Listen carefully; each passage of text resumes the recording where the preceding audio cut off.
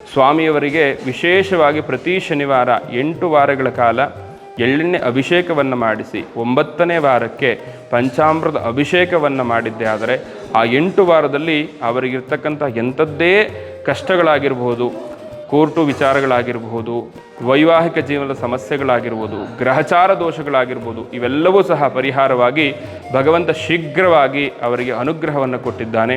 ಸ್ನೇಹಿತರೆ, ಇವತ್ತಿನ ಈ ಸಂಚಿಕೆಯಲ್ಲಿ ನಾವು ರಾಮನಗರ ಜಿಲ್ಲೆ ಮಾಗಡಿ ತಾಲೂಕಿನ ಮೋಟಗಾನಹಳ್ಳಿಯಲ್ಲಿರುವಂಥ ಅಭಯ ಶನೇಶ್ವರ ಸ್ವಾಮಿ ದೇವಸ್ಥಾನದ ದರ್ಶನವನ್ನು ಮಾಡೋಣ.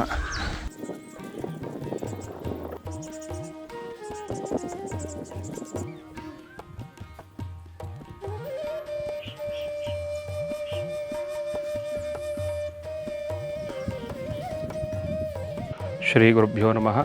ಹರಿ ಓಂ.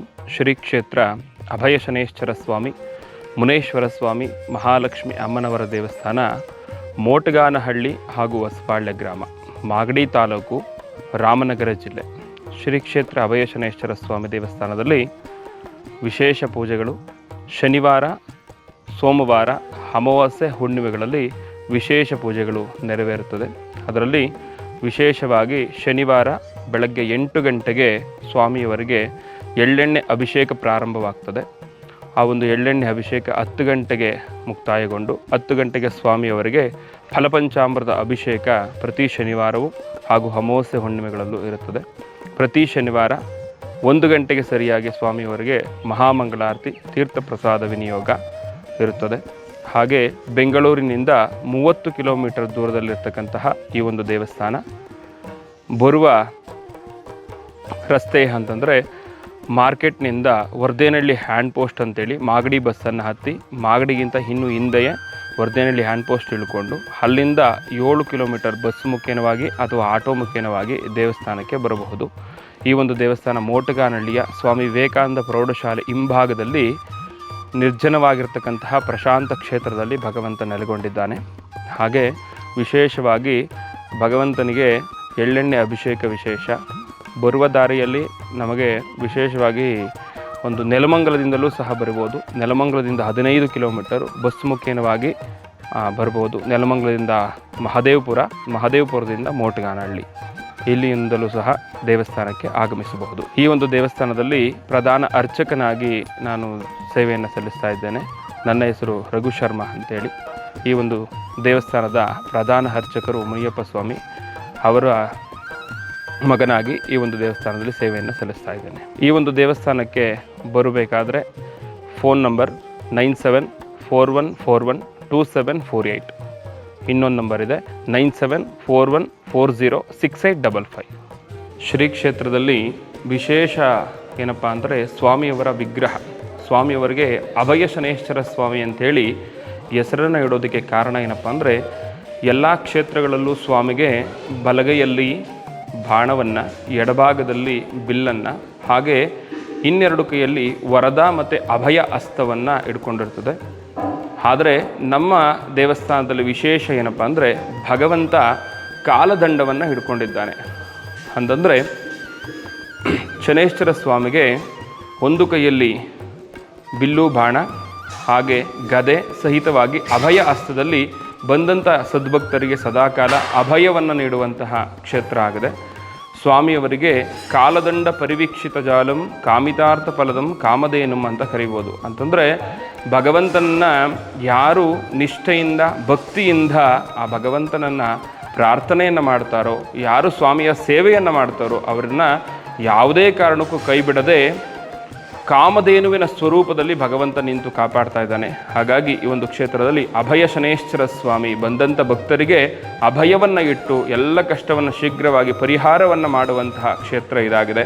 ಸ್ವಾಮಿಯವರಿಗೆ ವಿಶೇಷವಾಗಿ ಪ್ರತಿ ಶನಿವಾರ 8 ವಾರಗಳ ಕಾಲ ಎಳ್ಳೆಣ್ಣೆ ಅಭಿಷೇಕವನ್ನು ಮಾಡಿಸಿ 9ನೇ ವಾರಕ್ಕೆ ಪಂಚಾಮೃತ ಅಭಿಷೇಕವನ್ನು ಮಾಡಿದ್ದೆ ಆದರೆ ಆ 8 ವಾರದಲ್ಲಿ ಅವರಿಗಿರ್ತಕ್ಕಂಥ ಎಂಥದ್ದೇ ಕಷ್ಟಗಳಾಗಿರ್ಬೋದು, ಕೋರ್ಟು ವಿಚಾರಗಳಾಗಿರ್ಬೋದು, ವೈವಾಹಿಕ ಜೀವನದ ಸಮಸ್ಯೆಗಳಾಗಿರ್ಬೋದು, ಗ್ರಹಚಾರ ದೋಷಗಳಾಗಿರ್ಬೋದು, ಇವೆಲ್ಲವೂ ಸಹ ಪರಿಹಾರವಾಗಿ ಭಗವಂತ ಶೀಘ್ರವಾಗಿ ಅವರಿಗೆ ಅನುಗ್ರಹವನ್ನು ಕೊಟ್ಟಿದ್ದಾನೆ. ಇಲ್ಲಿ ಬಂದಂತಹ ಭಕ್ತರಿಗೆ ಹಲವಾರು ಜನಗಳಿಗೆ ಈ ಒಂದು ಎಳ್ಳೆಣ್ಣೆ ಅಭಿಷೇಕದಿಂದ ಪರಿಪೂರ್ಣವಾಗಿರ್ತಕ್ಕಂತಹ ಅನುಗ್ರಹವನ್ನು ಭಗವಂತ ಕೊಟ್ಟು ಅನುಗ್ರಹಿಸಿದ್ದಾನೆ. ವಿಶೇಷವಾಗಿ ಯಾವುದೇ ಕ್ಷೇತ್ರದಲ್ಲಿ ಸ್ವಾಮಿಯ ಮೂಲ ವಿಗ್ರಹಕ್ಕೆ ಎಳ್ಳೆಣ್ಣೆ ಅಭಿಷೇಕ ಮಾಡಿಸ್ತಕ್ಕಂಥದ್ದು ಕಡಿಮೆ. ಆದರೆ ಸ್ವಾಮಿಯವರಿಗೆ ಅವರ ಕೈಯಿಂದಲೇ ಹೂವಕ್ಷತೆಯನ್ನು ಇಳಿಸಿ ಸಂಕಲ್ಪವನ್ನು ಹೇಳಿಕೊಟ್ಟು ಅವರಿಂದಲೇ ಭಗವಂತನಿಗೆ ಭಕ್ತಿಪೂರ್ವಕವಾಗಿ ಪ್ರಾರ್ಥನೆಯನ್ನು ಸಲ್ಲಿಸಿ ಸ್ವಾಮಿಯವರಿಗೆ ಎಳ್ಳೆಣ್ಣೆ ಅಭಿಷೇಕವನ್ನು ಮಾಡ್ತಕ್ಕಂಥದ್ದು ಈ ಒಂದು ಕ್ಷೇತ್ರದಲ್ಲಿ ವಿಶೇಷ. ಹಾಗಾಗಿ ಮೂಲ ವಿಗ್ರಹಕ್ಕೆ ಎಳ್ಳೆಣ್ಣೆ ಅಭಿಷೇಕ ಮಾಡೋದರಿಂದ ಶೀಘ್ರವಾಗಿ ನಮಗೆ ಫಲಗಳು ಲಭಿಸುತ್ತದೆ, ಶೀಘ್ರವಾಗಿ ನಮ್ಮ ಕಷ್ಟಗಳು ಪರಿಹಾರವಾಗ್ತದೆ. ಶ್ರೀ ಕ್ಷೇತ್ರ ಅಭಯ ಶನೇಶ್ವರ ಸ್ವಾಮಿಯವರ ದೇವಸ್ಥಾನವನ್ನು ಇಲ್ಲಿಗೆ ನಿರ್ಮಾಣವನ್ನು ಮಾಡಿ 11 ವರ್ಷಗಳಾಯಿತು. 11 ವರ್ಷಕ್ಕಿಂತ ಹಿಂದೆ ಈ ಒಂದು ದೇವಸ್ಥಾನ ಬೆಂಗಳೂರಿನಲ್ಲಿ 25 ವರ್ಷಗಳ ಕಾಲ ಇತ್ತು. ಈ ಒಂದು ದೇವಸ್ಥಾನವನ್ನು ಕಟ್ಟೋದಕ್ಕೆ ಭಗವಂತ ನಮ್ಮ ತಂದೆಯವರಾಗಿರ್ತಕ್ಕಂಥ ಮುನಿಯಪ್ಪ ಸ್ವಾಮಿಯವರ ಕನಸಿನಲ್ಲಿ ಬಂದು, ನಿನಗೆ ನಾನು ಒಂದು ಜಾಗವನ್ನು ತೋರಿಸ್ತೇನೆ, ಆ ಜಾಗದಲ್ಲಿ ನನ್ನ ದೇವಸ್ಥಾನವನ್ನು ಕಟ್ಟಬೇಕು ಅಂತೇಳಿ ಕನಸು ಬೀಳುತ್ತೆ. ಆ ಕನಸು ಯಾವ ರೀತಿ ಇರುತ್ತೆ ಅಂದರೆ, ಒಂದು ನಂದೀಶ್ವರ ಹಸುವಿನ ರೂಪದಲ್ಲಿ ಬಂದು ಒಂದು ಬೃಹದಾಕಾರವಾಗಿರ್ತಕ್ಕಂತಹ ಮರದ ಕೆಳಗಡೆ ನಿಂತುಕೊಂಡು ಇಲ್ಲಿ ದೇವಸ್ಥಾನವನ್ನು ನಿರ್ಮಾಣ ಮಾಡು ಅಂಥೇಳಿ ಹೇಳೋ ರೀತಿಯಲ್ಲಿ ಕನಸು ಬೀಳುತ್ತೆ. ನಮ್ಮ ತಂದೆಯವರು ಆ ಕನಸನ್ನು ತಾತ್ಸಾರ ಮಾಡ್ತಾರೆ. ನನಗೆ ಕನಸು ಬಿದ್ದಿದೆ, ಸುಮ್ಮನೆ ಏನೋ ಬಿದ್ದಿದೆ, ನಾನು ಯಾಕೆ ತಲೆ ಕೆಡಿಸ್ಕೋಬೇಕು ಅಂಥೇಳಿ ಸುಮ್ಮನೆ ಅದನ್ನು ಬಿಡ್ತಾರೆ. ಅದಾದ ನಂತರದಲ್ಲಿ ಪ್ರತಿನಿತ್ಯವೂ ಈ ಕನಸು ನನ್ನ ದೇವಸ್ಥಾನವನ್ನು ಕಟ್ಟು ಅನ್ನೋ ರೀತಿಯಲ್ಲಿ ನಂದೀಶ್ವರ ಬರೋದು, ಹಾಗೆ ಬಂದು ಆ ಒಂದು ಬೃಹದಾಕಾರವಾಗಿರ್ತಕ್ಕಂಥ ಮರದ ಕೆಳಗಡೆ ದೇವಸ್ಥಾನ ನಿರ್ಮಾಣ ಮಾಡು ಅಂತ ಹೇಳುವಂಥದ್ದು ಈ ಒಂದು ಕನಸು ಯಾವಾಗಲೂ ಬರ್ತಿತ್ತು. ಆಗ ನಮ್ಮ ತಂದೆಯವರು ಅವರ ಗುರುಗಳನ್ನ ಕೇಳಿದಾಗ, ನಿನ್ನ ಕೈಯಲ್ಲಿ ಭಗವಂತನ ಸೇವೆಯಾಗಿರ್ತಕ್ಕಂಥದ್ದು ಮಹತ್ಕಾರವಾಗಿರ್ತಕ್ಕಂಥ ಯಾವುದೋ ಒಂದು ಕಾರ್ಯ ನಡೆಯೋದಕ್ಕೋಸ್ಕರವಾಗಿ ಭಗವಂತ ತೋರಿಸ್ತಾ ಇದ್ದಾನೆ, ಇದನ್ನು ತಾತ್ಸಾರ ಮಾಡಬೇಡ, ನೀನು ದೇವಸ್ಥಾನ ಕಟ್ಟೋದಕ್ಕೆ ಜಾಗವನ್ನು ಹುಡುಕ್ತಾ ಹೋಗು, ಭಗವಂತನೇ ದಾರಿಯನ್ನು ತೋರಿಸ್ತಾನೆ ಅಂತ ಹೇಳಿದಾಗ ನಮ್ಮ ತಂದೆಯವರು ಬೆಂಗಳೂರಿನ ಸುತ್ತಮುತ್ತ ಹಾಗೂ ಮಾಗಡಿಯ ಸುತ್ತಮುತ್ತ, ನೆಲಮಂಗಲದ ಸುತ್ತಮುತ್ತ ಹಲವಾರು ಕಡೆ ಜಾಗವನ್ನು ನೋಡ್ತಾರೆ. ನಮ್ಮ ತಂದೆಯವರಿಗೆ ರೋಡು ಪಕ್ಕದಲ್ಲಿರ್ತಕ್ಕಂತಹ ಜಾಗಗಳೇ ತುಂಬ ಚೆನ್ನಾಗಿ ಇಷ್ಟ ಆಗ್ತದೆ. ಆದರೆ ನಮ್ಮ ತಂದೆಯವರು, ನನಗೆ ಕನಸು ಬಿದ್ದಿದೆ, ಭಗವಂತ ತೋರಿಸಿರ್ತಕ್ಕಂಥದ್ದು ಇಲ್ಲಿ ಯಾವುದೇ ರೀತಿಯಾಗಿರ್ತಕ್ಕಂಥ ಬೃಹದಾಕಾರ ಮರ ಇಲ್ಲ, ಹಾಗೆ ನಂದೀಶ್ವರ ಬಂದಿದ್ದಾನೆ, ಅದಕ್ಕೇನಾದರೂ ನನಗೆ ಗುರುತು ಸಿಗಬೇಕು, ಆ ಗುರುತಿಲ್ಲ ಅಂದರೆ ನಾನು ಯಾವ ರೀತಿಯಲ್ಲಿ ದೇವಸ್ಥಾನ ಕಟ್ಟಲಿ ಅಂತೇಳಿ ಹಲವಾರು ಕಡೆ ನೋಡ್ಕೊಂಡು ಬಂದಾಗ ಹಲವಾರು ವರ್ಷಗಳ ಕಾಲ ಸತತವಾಗಿ ಪ್ರಯತ್ನ ಮಾಡ್ತಾರೆ. ಸತತವಾಗಿ ಪ್ರಯತ್ನ ಮಾಡಿದ ತದನಂತರದಲ್ಲಿ ನಮ್ಮ ತಂದೆಯವರು ಬೇಸರಗೊಂಡು, ಇದು ನನಗೆ ಕನಸಲ್ಲ, ಯಾವುದೋ ಸುಮ್ಮನೆ ಕನಸು ಬೀಳ್ತಾ ಇದೆ, ಇದು ಸುಳ್ಳು ಕನಸು ಅಂತ ಹೇಳಿಕೊಂಡು ನಮ್ಮ ತಂದೆ ಒಂದು ಅಮಾವಾಸ್ಯೆ ದಿವಸ ಭಗವಂತನಿಗೆ ಪೂಜೆಯನ್ನು ಮುಗಿಸಿ ಅವತ್ತು ರಾತ್ರಿ, ಭಗವಂತ, ಇನ್ನು ನಿನ್ನ ದೇವಸ್ಥಾನ ನಿರ್ಮಾಣ ಮಾಡೋದಕ್ಕೆ ಜಾಗವನ್ನು ಹುಡುಕೋದಿಕ್ಕೂ ಆಗಲ್ಲ, ನನ್ನ ಕೈಯಲ್ಲಿ ಶಕ್ತಿನೂ ಇಲ್ಲ, ನಿನ್ನ ದೇವಸ್ಥಾನ ಕಟ್ಟೋದಕ್ಕೂ ಆಗಲ್ಲ, ನಾನು ಎಲ್ಲೇ ಹುಡುಕಿದ್ರೂ ಸಹ ನನ್ನ ದೇವಸ್ಥಾನಕ್ಕೆ ಜಾಗ ಸಿಗ್ತಾ ಇಲ್ಲ ನಿನಗೆ ಅಂತ ಹೇಳಿದಾಗ ಅವತ್ತು ಆ ಭಗವಂತನು ಕನಸಿನಲ್ಲಿ ಬಂದು, ನಿನಗೆ ನಾನು ಅತಿ ಶೀಘ್ರದಲ್ಲಿ ನಿನಗೆ ಜಾಗವನ್ನು ಹುಡುಕೊಡ್ತೀನಿ ಅಂತ ಹೇಳ್ತಾರೆ. ಅದಾದ ಬೆಳಗ್ಗೆಗೆ ನಮ್ಮ ತಂದೆಯವರಿಗೆ ಒಂದು ಫೋನ್ ಕರೆ ಬರ್ತದೆ, ಸ್ವಾಮಿ ದೇವಸ್ಥಾನಕ್ಕೆ ಜಾಗ ಹುಡುಕ್ತಾ ಇದ್ದೀರಲ್ಲ, ನಾವೊಂದು ನೋಡಿದ್ದೀವಿ, ಬಂದು ನೋಡ್ತೀರಾ ಅಂತ ಹೇಳಿದಾಗ ಈ ಒಂದು ಮೋಟಗಾನಹಳ್ಳಿಯ ಊರಿನ ಪಕ್ಕದಲ್ಲಿ ಒಂದು ಜಾಗವನ್ನು ನೋಡ್ತಾರೆ. ಆ ಜಾಗವನ್ನು ನೋಡಿದಾಗ ನಮ್ಮ ತಂದೆಯವ್ರಿಗೆ ಬಹಳ ಇಷ್ಟ ಆಗ್ತದೆ. ಆದರೆ ಅಲ್ಲಿ ಕನಸಿನಲ್ಲಿ ಬಂದಂಥ ಬೃಹದಾಕಾರದ ಮರವೂ ಇಲ್ಲ, ನಂದಿ ಬಂದು ತೋರಿಸಿದ್ದಕ್ಕೆ ಯಾವುದೇ ರೀತಿ ಕುರುಹುಗಳೂ ಇಲ್ಲ. ಹಾಗಾಗಿ ನಮ್ಮ ತಂದೆಯವರು, ಅಪ್ಪ ನನಗೇನೋ ಇಷ್ಟ ಆಯಿತು, ಆದರೆ ನಾನು ವಿಚಾರ ತಿಳಿಸ್ತೀನಿ ಅಂಥೇಳಿ ಹಾಗೇ ನಡ್ಕೊಂಡು ಮುಂದೆ ಯಾವುದಾದ್ರೂ ಜಾಗ ಇದೆಯಾ ಅಂಥೇಳಿ ಈ ಒಂದು ದೇವಸ್ಥಾನ ನಿರ್ಮಾಣ ಆಗಿರ್ತಕ್ಕಂಥ ಜಾಗಕ್ಕೆ ಬಂದು ನಿಂತ್ಕೊಂಡಿದ್ದಾರೆ. ನಿಂತ್ಕೊಂಡಾಗ ಇದೇ ಜಮೀನಿನ ಪಕ್ಕದಲ್ಲಿ ಒಬ್ಬರು ಕೆಲಸವನ್ನು ಮಾಡ್ಕೊಳ್ತಾ ಇರಬೇಕಾದ್ರೆ ನಮ್ಮ ತಂದೆಯವ್ರನ್ನ ಮಾತಾಡ್ಸಿದ್ದಾರೆ, ಸ್ವಾಮಿ ಯಾವ ಊರಿನವರು, ಯಾವ ಕಾರಣಕ್ಕೆ ಬಂದಿದ್ದೀರಾ ಅಂತ. ಅಪ್ಪ ನಾನೊಂದು ದೇವಸ್ಥಾನ ಕಟ್ಟಬೇಕು, ಜಾಗ ತೊಗೊಳಕ್ಕೆ ಬಂದಿದ್ದೀನಿ, ನಿನಗೇನಾದರೂ ಯಾವುದಾದ್ರೂ ಜಾಗ ಗೊತ್ತಿದೆಯಾ ಅಂತ ಕೇಳಿದಾಗ, ಸ್ವಾಮಿ ನೋಡಿ ನಮ್ಮ ಅಣ್ಣನೇ ಕೊಡ್ತಾರಂತೆ, ನೀವು ನಿಂತಿರೋ ಅಂಥ ಜಾಗನೇ ದೇವಸ್ಥಾನಕ್ಕೆ ಬೇಕಾರೆ ಕೊಡೋಗಿದ್ರೆ ತಗೊಳ್ಳಿ ಸ್ವಾಮಿ ಅಂತ ಹೇಳಿದಾಗ ನಮ್ಮ ತಂದೆಯವರು ತಲೆ ಎತ್ತಿ ಮೇಲೆ ನೋಡಿದಾಗ ಬೃಹದಾಕಾರವಾಗಿರ್ತಕ್ಕಂತಹ ಒಂದು ಹಾಲು ಮರ ಕಂಡಿದೆ. ಹಾಲು ಮರದ ಪಕ್ಕದಲ್ಲಿ ಒಂದು ಶಿಥಿಲವಾಗಿರ್ತಕ್ಕಂಥ ಬಸವಣ್ಣನ ದೇವಸ್ಥಾನವೂ ಕಂಡಿದೆ. ಆ ದೇವಸ್ಥಾನ ಯಾವುದು ಅಂತ ಗೊತ್ತಿಲ್ಲ. ನಮ್ಮ ತಂದೆಯವರು, ಏನಪ್ಪ ಇದು, ಏನೋ ಒಂದು ಪಾಳು ಬಿದ್ದಿರ್ತಕ್ಕಂಥದ್ದು ಏನೋ ಇದೆಯಲ್ಲ ದೇವಸ್ಥಾನದ ಥರ ಏನು ಅಂದಾಗ, ಸ್ವಾಮಿ ಇದು ಬಸವಣ್ಣನ ದೇವಸ್ಥಾನ, ಈ ದೇವಸ್ಥಾನವನ್ನು ಬಹಳ ಹಳೆಯದಾಗಿ ಪ್ರತಿಷ್ಠೆ ಮಾಡಿದ್ದು, ಇಲ್ಲಿ ಊರಿನ ಒಳಗಡೆ ಕಾಡಿನಲ್ಲಿರೋದ್ರಿಂದ ಊರಿನಲ್ಲಿರ್ತಕ್ಕಂಥ ಜನಗಳು ಬರಲ್ಲ ಅಂಥೇಳಿ ಕಾಡಿನಲ್ಲಿರ್ತಕ್ಕಂಥ ದೇವ್ರನ್ನ ಊರೊಳಗಡೆ ಇಟ್ಕೊಂಡಿದ್ದಾರೆ. ಆದರೆ ಬಸವಣ್ಣ ಇಲ್ಲಿ ನೆಲೆಯಾಗಿದ್ದಾನೆ, ಹಾಗಾಗಿ ನೀವು ಈ ಒಂದು ದೇವಸ್ಥಾನ ಬಸವಣ್ಣಂದು ಅಂತ ಹೇಳಿದಾಗ ನಮ್ಮ ತಂದೆಯವರಿಗೆ ಬಿದ್ದಂಥ ಕನಸು ಸತ್ಯ ಆಯಿತು. ಆಗ ನಮ್ಮ ತಂದೆಯವರು ಈ ಜಾಗವನ್ನು ತೆಗೆದುಕೊಂಡು ದೇವಸ್ಥಾನವನ್ನು 3 ತಿಂಗಳಲ್ಲಿ ಕಟ್ತಾರೆ. ಆ 3 ತಿಂಗಳಲ್ಲಿ ಕಟ್ಟಬೇಕಾದ್ರೆ ಸುತ್ತಮುತ್ತ ಬಂದು ಇರ್ತಕ್ಕಂಥ ಜನಗಳು, ಸ್ವಾಮಿ ಏನು ದೇವಸ್ಥಾನ ಕಟ್ಟೋಕೆ 5 ವರ್ಷ 10 ವರ್ಷ ಆಗುತ್ತಾ ಅಂತ ಹೇಳ್ತಾರೆ. ಆದರೆ ನಮ್ಮ ತಂದೆಯವರು ಭಗವಂತ ಹೇಗೆ ಶಕ್ತಿ ಕೊಡ್ತಾನೋ ಆ ಕಟ್ತೀನಪ್ಪ ಅಂತೇಳಿ 3 ತಿಂಗಳಲ್ಲಿ ಗರ್ಭಗುಡಿಯನ್ನು ನಿರ್ಮಾಣ ಮಾಡಿ ಒಂದು ಮೂಲ ವಿಗ್ರಹವನ್ನು ಪ್ರತಿಷ್ಠಾಪನೆಯನ್ನು ಮಾಡಿ 10 ವರ್ಷಗಳ ಕಾಲ ಪ್ರತಿ ವರ್ಷ ವಾರ್ಷಿಕೋತ್ಸವವನ್ನು ಮಾಡಿಕೊಂಡು ಬರ್ತೀವಿ. ಹಾಗೆ ಭಗವಂತನಿಗೆ ನಾವು ಈ ದೇವಸ್ಥಾನ ಮೊದಲು ನಿರ್ಮಾಣ ಮಾಡೋದಕ್ಕಿಂತ ಮುಂಚೆ ಉತ್ಸವ ವಿಗ್ರಹನ ತೆಗೆದುಕೊಂಡು ಬರ್ತೀವಿ. ಉತ್ಸವ ವಿಗ್ರಹವನ್ನು ತೆಗೆದುಕೊಂಡು ಬಂದು, ಸ್ವಾಮಿ ನೀನು ನನಗೆ ಕನಸಿನಲ್ಲಿ ಕಂಡಂತೆ ಆಲದ ಮರ ಹಾಗೆ ನಂದಿ ಎರಡೂ ಇರತಕ್ಕಂಥ ಕುರುವು ನೋಡಿದ್ದೀನಿ. ಈ ಜಾಗ ಸರಿಗಿದ್ದು ಈ ಜಾಗದಲ್ಲಿ ನನ್ನ ದೇವಸ್ಥಾನವನ್ನು ನಿರ್ಮಾಣ ಮಾಡಬೇಕು ಅನ್ನೋದಾದರೆ ನೀನು ನಿನಗೆ ಬೇಕಾಗಿರ್ತಕ್ಕಂಥ ಜಾಗವನ್ನು ಆಯ್ಕೆ ಮಾಡ್ಕೊ ಅಂಥೇಳಿ ಉತ್ಸವಮೂರ್ತಿ ಕೇಳಿದಾಗ, ಉತ್ಸವಮೂರ್ತಿ ಎಡಭಾಗಕ್ಕೊಂದು ಬಲಭಾಗಕ್ಕೊಂದು ನಿಂತ್ಕೊಂಡು ಮಧ್ಯಭಾಗಕ್ಕೆ ದೇವಸ್ಥಾನವನ್ನು, ನಂದೀಶ್ವರನ ದೇವಸ್ಥಾನ ನಿರ್ಮಾಣ ಮಾಡು ಅಂತ ಕೇಳ್ತಾರೆ.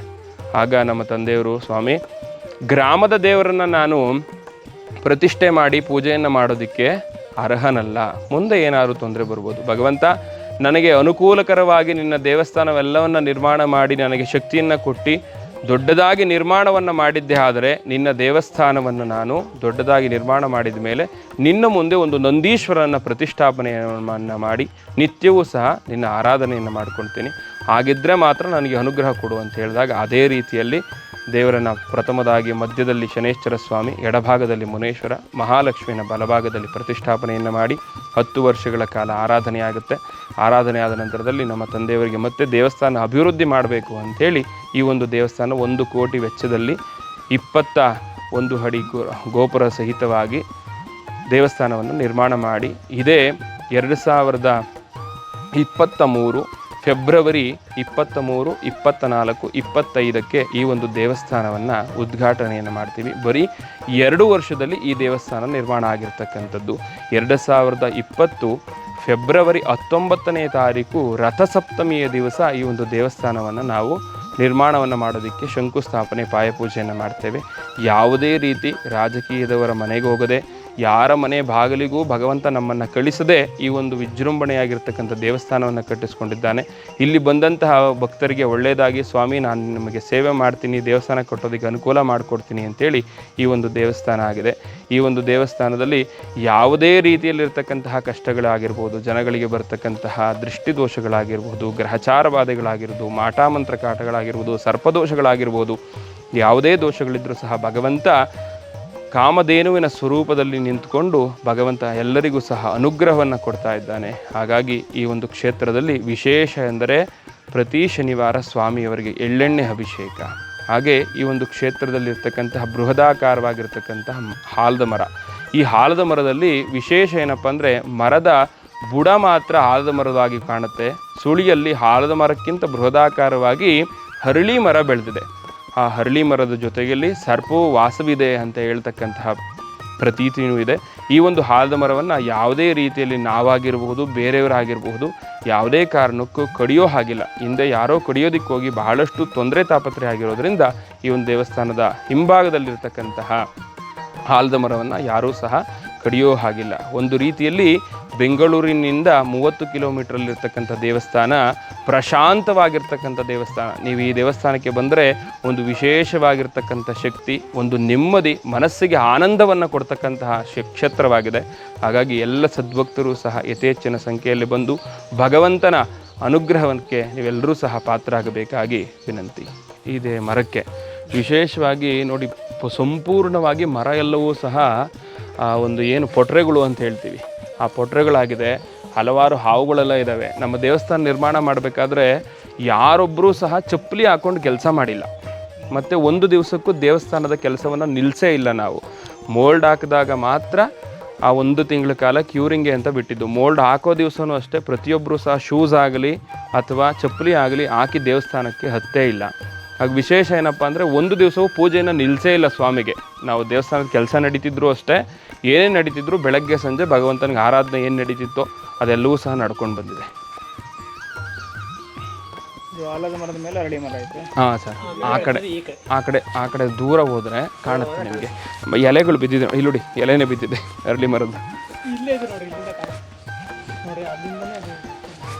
ಅದ್ರ ಬುಡ ಎಲ್ಲಿದೆ ಅಂತ ಇದುವರೆಗೂ ಯಾರಿಗೂ ಗೊತ್ತಾಗ್ತಾ ಇಲ್ಲ. ಅರಳಿ ಮರದ್ದು. ಅದು ಹೇಗೆ ಹತ್ಕೊಂತು ಅಂತಲೂ ಗೊತ್ತಿಲ್ಲ.